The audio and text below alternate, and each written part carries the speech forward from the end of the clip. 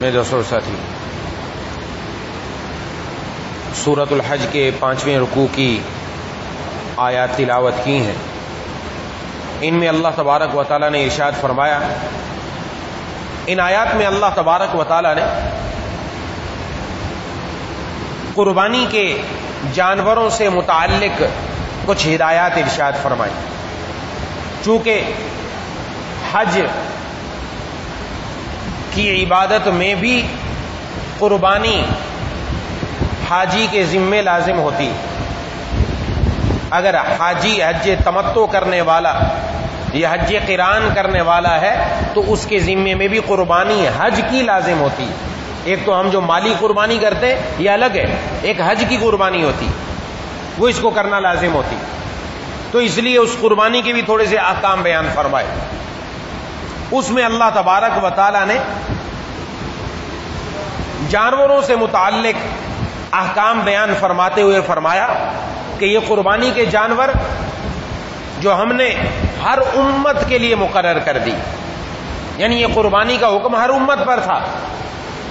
طریقہ کار کا اختلاف ہو تو الگ بات ہے، لیکن یہ قربانی کا حکم سب پر تھا، تاکہ جب قربانی کریں تو ان جانوروں پر اللہ کا نام لے کر ان کو ذبح کیا جائے۔ فرمایا تمہارا الہ ایک ہی اللہ ہے، بس لہذا اسی کی تابعداری کرو۔ اور آگے ارشاد فرمایا کہ جو عاجزی کرنے والے ہیں ان کو خوشخبری سنا دیجیے، جن کے دل اللہ کے سامنے جھکے ہوئے ان کو خوشخبری سنا دیجیے۔ یہ کون لوگ ہیں؟ ان کی اللہ تبارک و تعالی نے یہاں پر 4 صفات ذکر فرمائی۔ نمبر 1، یہ وہ لوگ ہیں کہ جب ان کے سامنے اللہ کا ذکر آتا ہے تو ان کے دلوں پر رعب طاری ہو جاتا ہے، ان کے دلوں میں ڈر آ جاتا ہے۔ نمبر 2، اگر ان پر کوئی مصیبت آ پڑے تو یہ شکوہ شکایت نہیں کرتے، یہ اس پر صبر کرنے والے۔ نمبر 3، یہ نمازوں کو قائم کرنے والے، صرف نماز پڑھنے والے نہیں، قائم کرنے والے۔ اور نمبر 4، جو اللہ نے ان کو رزق دیا اس میں خرچ کرنے والے۔ بڑی 4 اہم صفات یہ میں اور آپ اپنے اندر پیدا کر لیں، یہ اس لیے بیان کی گئی کہ یہ جو عاجزی کرنے والے، تواضع کرنے والے، یہ کون لوگ ہیں کہ ان کے دلوں میں کیفیت یہ ہے کہ جب اللہ کا ذکر آتا ہے تو ڈر جاتے ہیں۔ آیا جب بھی ہمارے سامنے اللہ کا ذکر آ جائے تو دلوں میں خوف آتا ہے کہ نہیں آتا؟ کسی تھانے دار، کسی SHO کے سامنے پیشی ہو، بلاوا آ جائے تو دل میں خوف آ جاتا ہے، اوہو پتہ نہیں کیا ہوا، کیوں بلایا۔ 100 اندیشے ہمارے دلوں میں قائم ہو جاتے ہیں، پتہ نہیں کیا بات ہو گئی۔ کسی DSP کا آ جائے ہمارے پاس بلاوا، کسی وڈیرے کا بلاوا آ جائے، کسی بڑے کا بلاوا آ جائے، جب ان کا ذکر ہوتا ہے تو دلوں میں خوف آ جاتا ہے۔ جب اللہ کا ذکر ہوتا ہے تو دل میں خوف آتا ہے کہ نہیں آتا؟ دل میں رعب طاری ہوتا ہے کہ نہیں ہوتا؟ جو اللہ کے بندے ہیں، جو عاجزی کرنے والے، ان کے دلوں میں خوف آ جاتا ہے۔ لیکن جنہوں کے دلوں میں عاجزی نہیں، تکبر ہے، ان کے دلوں میں خوف نہیں آتا۔ آج یہ مصیبت ہے، آج یہ ہمارا عالمی ہے۔ یہ جو میں کا بت ہے یہ اتنا دل میں آ چکا، لوگوں کے سامنے تو میں ہے، اللہ کے حکموں کے سامنے بھی میں ہے۔ اور نعوذ باللہ یہاں تک کہہ دیتے ارے چھوڑو تم دین کی باتیں کرتے ہو، ہم قبر میں خود جا کر دیکھ لیں گے، نعوذ باللہ۔ اتنا جری ہو گیا انسان، یہ تکبر ہے۔ بجائے دل میں خوف آنے کے اور زیادہ اللہ کے سامنے اپنے آپ کو بڑا دکھا رہا ہے۔ یہ شیطان کا طریقہ ہے، یہ متکبرین کا طریقہ ہے، یہ مشرکین کا طریقہ ہے، یہ مسلمانوں کا، عاجزی کرنے والوں کا، جن کے دلوں میں اللہ تبارک و تعالی نے عاجزی ڈالی، ان کا طریقہ نہیں ہے۔ آج یہ مصیبت آ چکی، جب کسی سے بات کرو دین کی، کوئی تھوڑی سی بات کر دو تو آپ دیکھیں بڑوں کو آپ دیکھیں گے آج بڑے بڑے میڈیا کے اوپر آ کر ایسی باتیں کرتے ہیں، کیونکہ آج عہدہ ہے، آج منصب ہے، آج مرتبہ ہے، آج ان کو پتہ ہے میرے سامنے کوئی بولنے والا نہیں، میں جو چاہوں بولوں۔ لیکن ایک دن آئے گا یہ زبان بند ہو جائے گی، اس پر تالا لگ جائے گا، اب اس کے اعضاء بولیں گے آج بتا آج تو کیا کرے گا۔ آج بڑے بڑے متکبروں کو ناک کے ذریعے ان کا تکبر باہر نکل جائے گا۔ آج بتا اپنے رب کے سامنے کون آ کر کھڑا ہوتا ہے؟ اس لیے بڑی اہم صفت دلوں میں خوف کا آ جانا یہ انسان کے لیے بڑی نیک بختی کی علامت ہے. نیک بختی کی علامت ہے. دل میں خوف آ جائے, اللہ کا قرآن کی آیت آ گئی, دل میں ڈر گیا, ہو کہیں میں تو نہیں, کہ میرے اوپر تو کچھ نہیں ہو جائے, دل میں خوف آ جائے, ڈر آ جائے. یہ نہیں ہے تو مانگنا ہے اللہ تبارک و تعالی کہ اللہ یہ خوف دل میں عطا فرما دیجیے, یہ ڈر عطا فرما دیجیے. یہ وہ خوف ہے جو بندے کو اللہ کی نافرمانی سے روکتا ہے. ورنہ حالت تو عجیب ہے, جہاں تھوڑی سی دین کی بات ہو, جب پیسہ ہوگا, مال و دولت ہوگی, بینک و بیلنس ہوگا, اگر وہ شکر گزار نہیں اور اپنی اس مال و دولت اور بینک و بیلنس اور اپنے عہدے پر اترانے والا ہے, تو پھر اس کے سامنے اللہ کا حکم آ جائے, رب کا قرآن آ جائے, حضور کا حدیث آ جائے, وہ ان سب کو نعوذ باللہ ایک طرف رکھ دیتا ہے. اللہ اس سے ہم سب کی حفاظت فرمائے, ایسے دن سے حفاظت فرمائے. یہ بدبختی کی علامت ہے, یہ بدبختی کی علامت ہے کہ اب یہ قرآن و حدیث کو بھی کچھ نہیں سمجھتا, نعوذ باللہ. ورنہ یا تو زبان بند ہو جانی چاہیے, زبان گونگ ہونی چاہیے, قرآن کے سامنے کچھ نہ بولے بندہ, کچھ بھی ہو جائے نہ بولے, اپنی زبان کو بند رکھے. بہت سارے لوگ آج یہ گھر کی لونڈی نعوذ باللہ بنا لیا, جو چاہا منہ میں آیا بول دیا. نہ قرآن و حدیث کا بعض لوگ بظاہر انکار نہیں کر سکتے, اس لیے مولویوں کو برا بھلا کہتے ہیں. جی مولویوں کی بنائی ہوئی بات ہے, مولوی بات بناتا نہیں, مولوی قرآن کی بات بتاتا ہے, حدیث کی بات بتاتا ہے, بناتا نہیں ہے. اس کو بنانے کی اجازت نہیں, اس کو اپنی بھی پڑھی ہے, اس نے خود بھی قبر میں جانا ہے. یہ بناتا نہیں ہے, بتاتا ہے کہ رب کے قرآن نے کیا کہا اور حدیث نے کیا کہا. اس لیے یہ بات ہمیشہ ذہن میں, یہ والی جو صفت ہے بڑی اہم صفت کہ دلوں کے اندر خوف پیدا ہو جائے, یہ وہ صفت ہے. حضرات صحابہ کرام رضوان اللہ تعالی علیہم اجمعین کے ایک ایک فرد میں, چاہے وہ صحابہ, چاہے وہ صحابیات, چاہے وہ بڑے ہوں چاہے بچے ہوں, ایک ایک کے دل میں یہ کیفیت, ایک ایک کے دل میں یہ خوف تھا, ایک ایک کے دل میں یہ خوف تھا موجود. جب اللہ تبارک و تعالیٰ کا قرآن آتا تو آنکھوں سے آنسو, رب کا قرآن سنتے آنکھوں سے آنسو جائے. اور آج رب کا قرآن سن کر ہمارے دل ٹس سے مس نہیں ہوتے, جہنم کی آیات سن کر ٹس سے مس نہیں ہوتے, پتہ ہی نہیں چلتا ہمیں. وعیدیں سن کر ہمیں ٹس سے مس نہیں ہوتے, جو تک نہیں رینگتی, احساس تک نہیں ہوتا. یہ دل کی سختی کی علامت ہے. اللہ سے نرمی مانگنی چاہیے کہ اللہ میرے دل کو نرم فرما دے. یہ قرآن اور جناب نبی کریم صلی اللہ علیہ وسلم کی احادیث وہ میرے دل پر اثر کرنے والی ہوں, میرے دل کو نرم کر دے, موم کر دے. اس کو رحم دل ہونا, نرم دل کا نرم ہونا اچھی علامت ہے. دل کی سختی کوئی اچھی بات نہیں کہ بہت سخت ہو گئے, پتہ نہیں چلتا اس سے. کبھی تو رونا ہے رب کے سامنے. صبح بھی عرض کیا ہے, رجل ذکر اللہ خالیا ففاضت عینا, وہ آدمی تنہائی میں بیٹھا تھا, اللہ کو یاد کیا, رونا آ گیا. یہ موقع ہم دیکھیں کہ ہمارے اوپر کتنی مرتبہ آتا ہے کہ تنہائی میں بیٹھے تھے, اللہ کو یاد کر کے رونا آ گیا.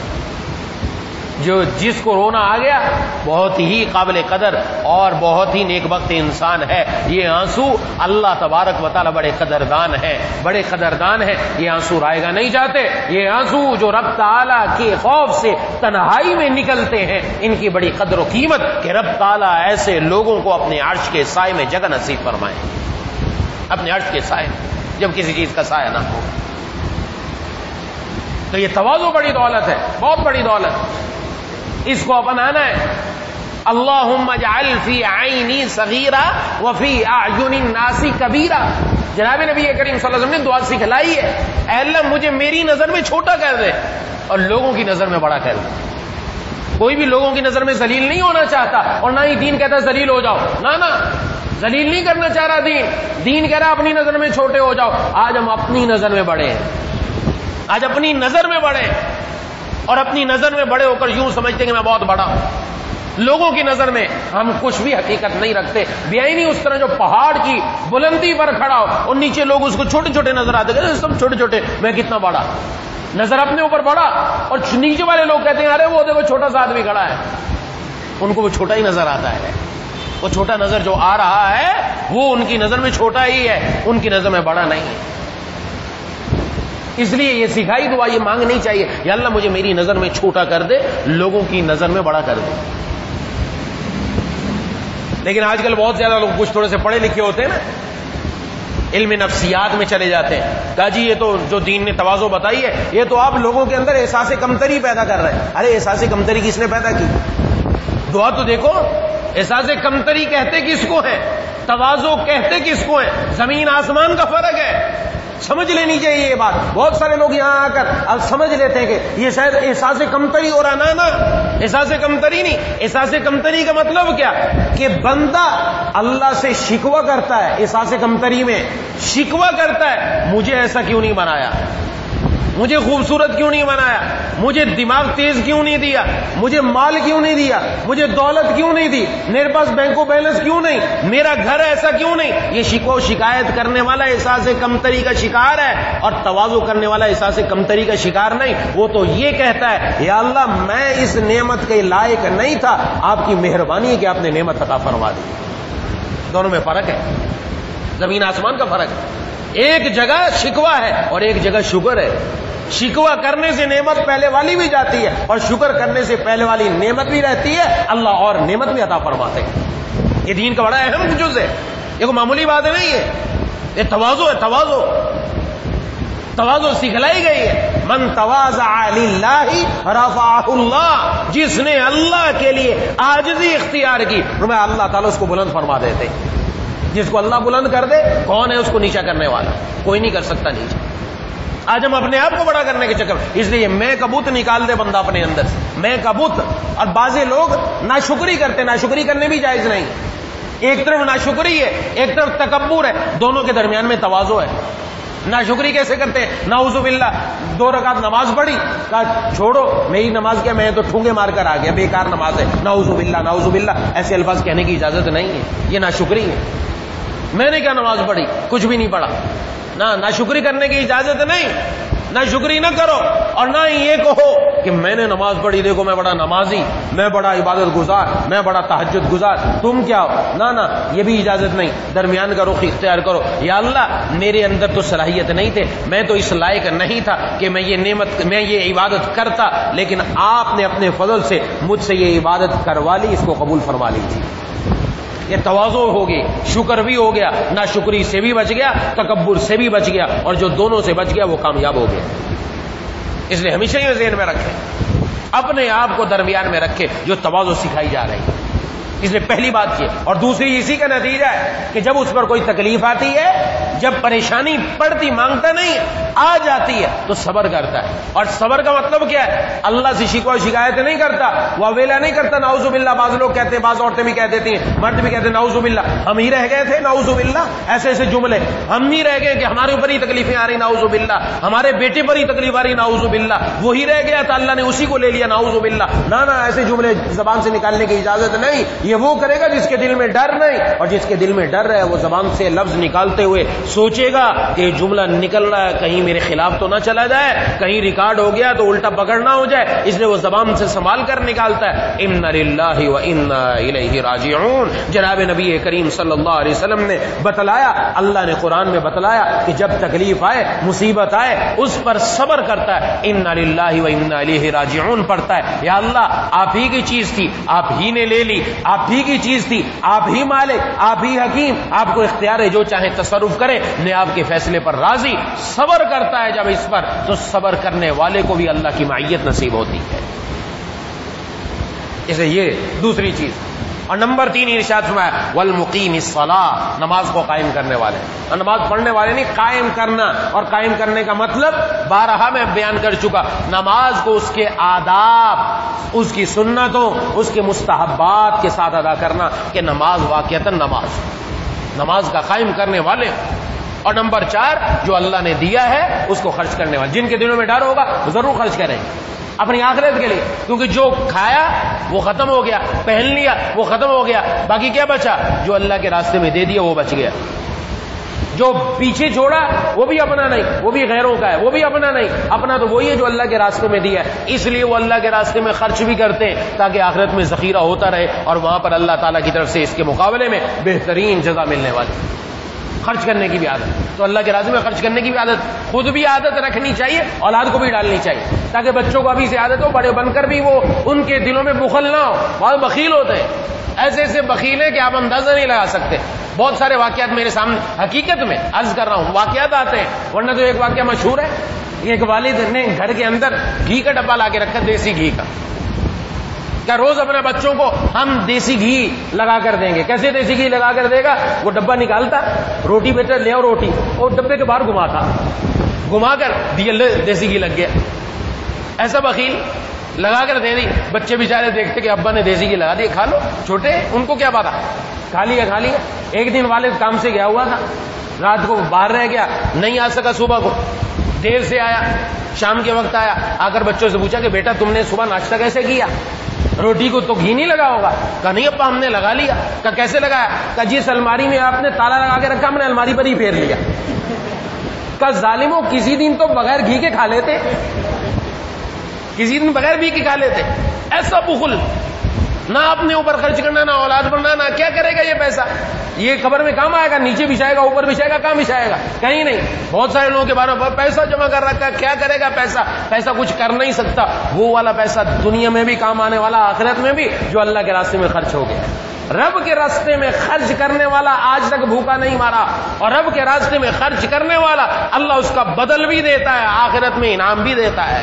رب تعالیٰ کی طرف سے فرشتہ مقرر ہے، یا اللہ جو آپ کے راستے میں خرچ کرنے والا ہے اس کو اس کا نعم البدل عطا فرما۔ روز دعا کرتا ہے، دو فرشتے روز دعا کرتے ہیں، ایک اس کے حق میں دعا کرتا ہے اور ایک کہتا ہے یا اللہ جو بخل کرنے والا اس کے مال کو ہلاک کر دے، یہ روکنے رکھنے والا ہلاک کر دے، اس کے کام ہی نہ آئے۔ پھر ایسا ہی ہوتا ہے نہ اللہ کے راستے میں، جیسی اللہ نے توفیق دی، 2 روپے 4 روپے 5 روپے 10 روپے جتنی توفیق نکالتا رہے۔ گھر میں کوئی غلہ بنایا جا سکتا ہے، روزانہ 2 روپے ڈال دیے، 5 روپے ڈال دیے، مہینے کے بعد کوئی اچھی مقدار ہو گئی، کسی سفید پوش آدمی کے پاس جا کر اس کی مدد کر دی۔ کتنے لوگ ایسے ہمارے دائیں بائیں آپ سب جانتے ہیں، سفید پوش لوگ ہیں کہ وہ کسی کے سامنے اظہار نہیں کرتے، لیکن ان کی کیفیت ہمیں معلوم ہوتی ہے کہ وہ سامنے اظہار نہیں کرتے، ہمارے سامنے تو وہ اپنا بھرم رکھتے ہیں، لیکن اندر سے بالکل گرے ہوئے ہیں، کمزور ہیں، ٹوٹے ہوئے۔ ایسے لوگوں کی مدد کی جائے، ایسے لوگوں کی دعائیں جا کر ہمارا کام بنائیں گے انشاءاللہ۔ تو خرچ کرنے کی عادت ہو اللہ کے راستے میں، تو اس سے دل کا بخل نکلتا ہے۔ اور اس کے بعد اللہ تبارک و تعالیٰ نے قربانی کی جانور کے بارے میں ارشاد فرمایا، یہ جو قربانی کرتے ہو اس کا گوشت اللہ کے پاس نہیں پہنچتا، نہ اس کا خون پہنچتا ہے۔ قربانی تو کر دی، اللہ کے ہاں کیا پہنچتا ہے؟ فرمایا اللہ کے ہاں تمہارا تقوی پہنچتا ہے۔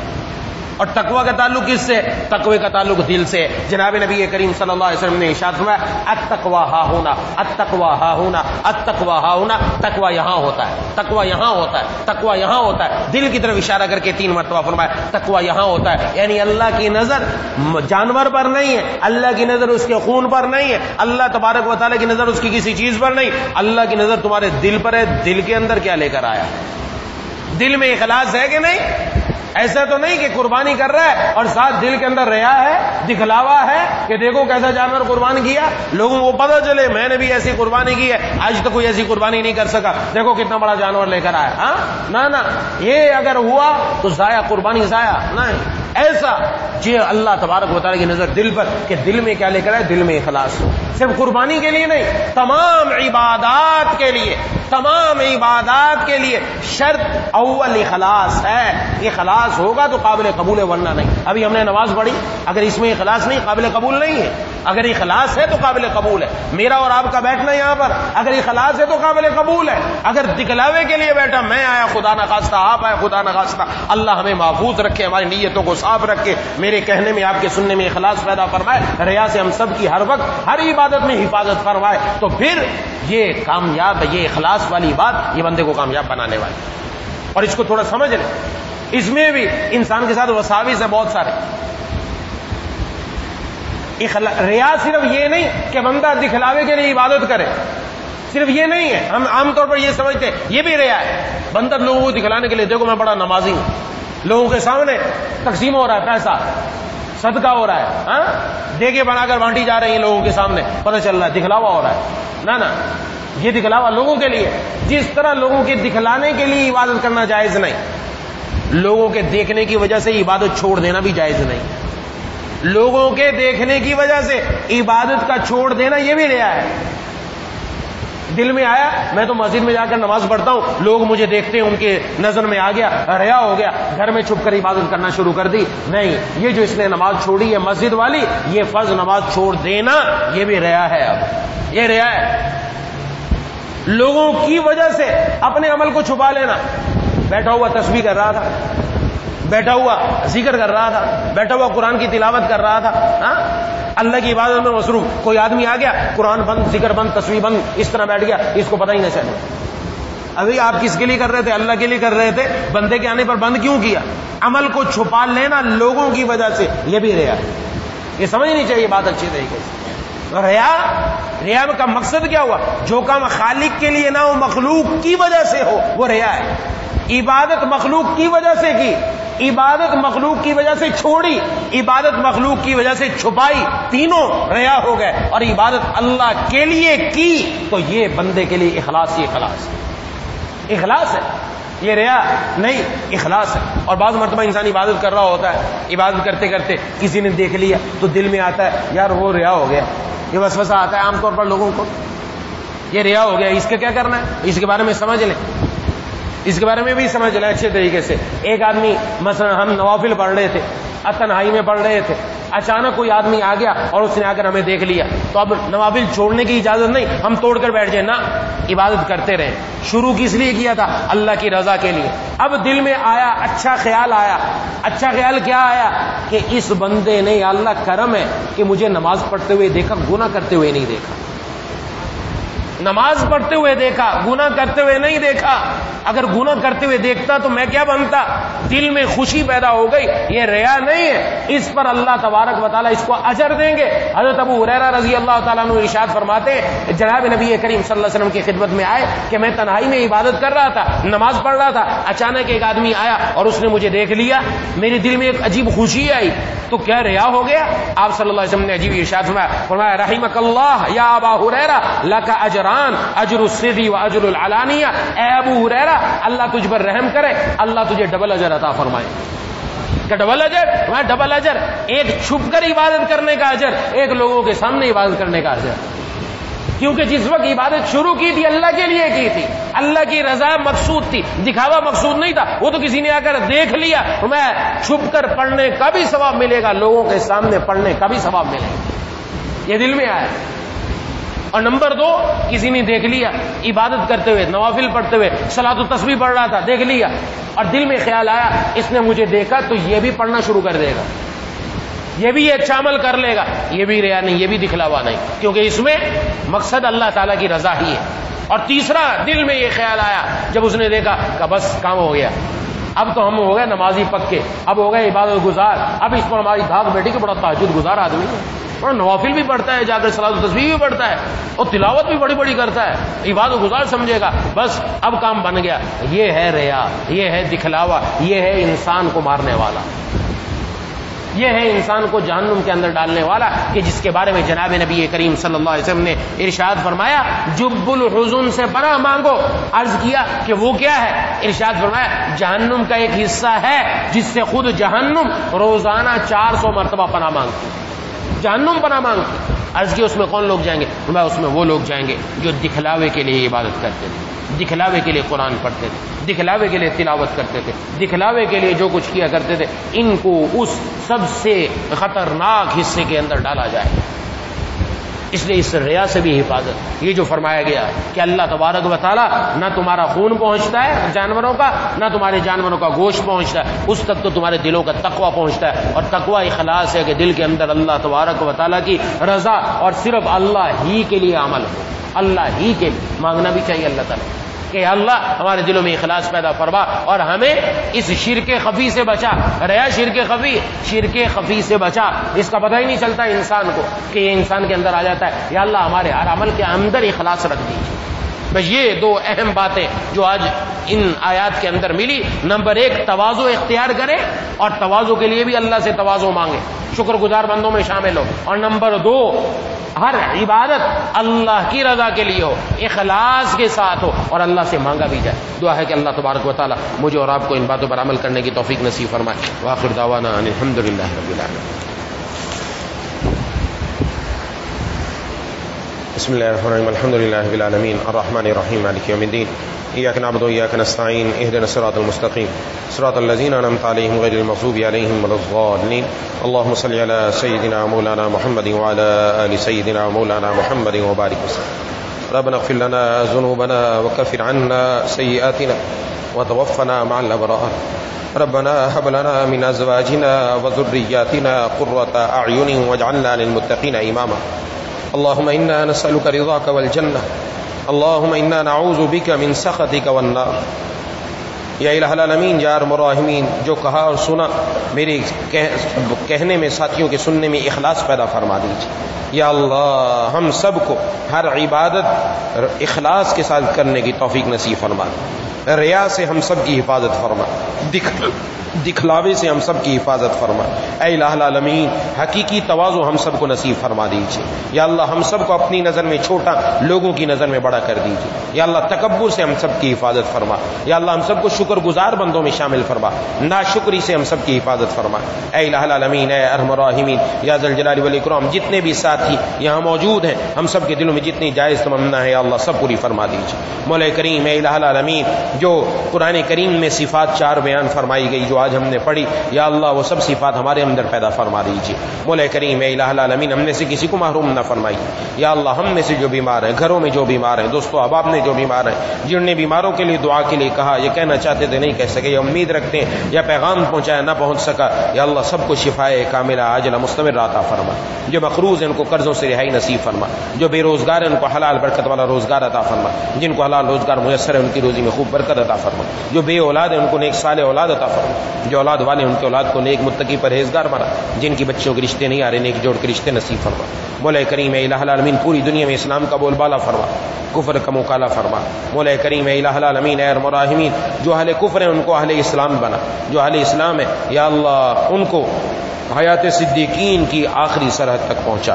مولا کریم اے الہ العالمین اے ارحم الراحمین یا ذل جلال والاکرام سلامتی اعضاء سلامتی ایمان کے ساتھ زندہ رکھیے سلامتی اعضاء سلامتی ایمان کے ساتھ دنیا سے اٹھائیے یا الہ العالمین دنیا میں جہاں کہیں دین کا جس انداز میں کام ہو رہا ہے اپنی بارگاہ میں قبول فرما لیجیے مولا کریم آپ کی کرم نوازی مہربانی یا اللہ آپ نے اپنے در پر آنے کی توفیق عطا فرمائی عبادت کی توفیق عطا فرمائی جو کچھ آج تک آپ نے توفیق عطا فرمائی جتنی عبادات کی ان کو اپنی بارگاہ میں قبول فرما یا اللہ جو نعمتیں آپ کی ہیں ہم اس کے لائق نہیں ہمارا استحقاق نہیں آپ کا شکر ہے کہ آپ نے ہمیں وہ نعمتیں عطا فرما رکھی ہیں یا اللہ ہم سب کو ان نعمتوں پر شکر ادا کرنے والا بنا یا ذل جلال والاکرام یا ارحم الراحمین دنیا میں جہاں جہاں مسلمان ظلم کی چکی میں پس رہے یا الہ العالمین ان کی غیب سے مدد فرما یا اللہ خصوصاً مقبوضہ کشمیر میں فلسطین میں برما میں بوسنیا میں شام کے علاقوں میں یا اللہ ہر جگہ مسلمانوں کی غیبی مدد فرما مولا کریم اے الہ العالمین اے ارحم الراحمین یا ذل جلال والاکرام جتنی بھی دعائیں آپ کے محبوب جناب نبی کریم صلی اللہ علیہ وسلم نے فرمائی سب ہم سب کے حق میں قبول فرما جن جن چیزوں سے پناہ مانگی ان سب سے ہم سب کو پناہ عطا فرما اللہم ارحم امت محمد صلی اللہ علیہ وسلم اللہم ارحم امت محمد صلی اللہ علیہ وسلم ربنا آتنا فی الدنیا حسنہ وفی الآخرۃ حسنۃ وقنا عذاب النار ربنا تقبل منا انک انت السمیع العلیم وتب علینا انک انت التواب الرحیم صلی اللہ تعالی علی خیر خلقہ محمد وعلی